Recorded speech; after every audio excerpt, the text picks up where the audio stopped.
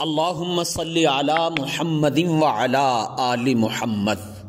محترم سامعین و ناظرین، آپ کا دوست احمد رضا قرآن و حدیث کی روشنی میں ایک خوبصورت وظیفہ لے کر آپ کی خدمت میں حاضر ہے۔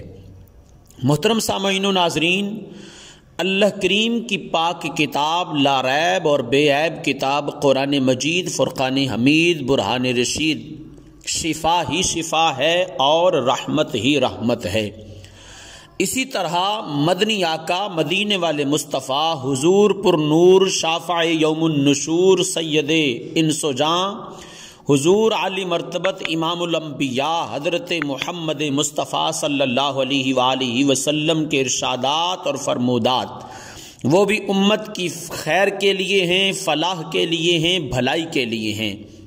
میں خوبصورت وظیفہ حدیث رسول صلی اللہ علیہ وآلہ وسلم کی روشنی میں آپ کے سامنے پیش کرنے لگا ہوں۔ تمام اقسام کی روحانی اور جسمانی بیماریوں کے لیے یہ انمول اور مجرب وظیفہ اور رسول اللہ صلی اللہ علیہ وآلہ وسلم کی یہ حدیث پاک حضور علیہ الصلاۃ والسلام نے اپنے پاک اصحاب کو یہ خوبصورت دعا خود سکھائی۔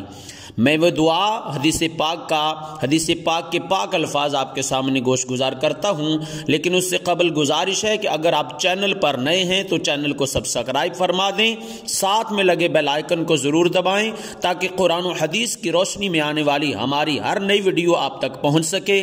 ممکن ہو تو ویڈیو کو شیئر کر دیں تاکہ دوسرے مسلمان بھائیوں کا بھی اس میں وہ بھلا ہو سکے۔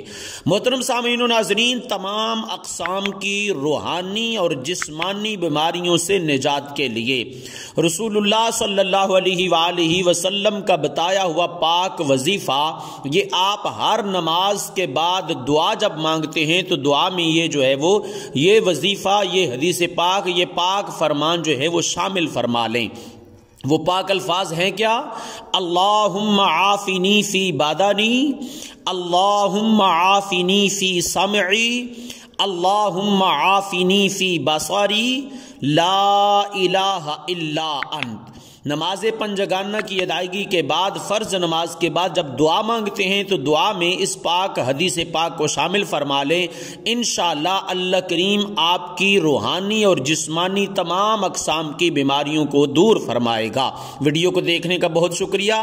چینل کو سبسکرائب کر دیں، ساتھ میں لگے بیل آئیکن کو ضرور دبائیں اور کمنٹس باکس میں اپنا نام ضرور شامل کریں تاکہ اجتماعی طور پر آپ احباب کو بھی دعا میں یاد رکھا جائے۔ السلام علیکم ورحمۃ اللہ وبرکاتہ۔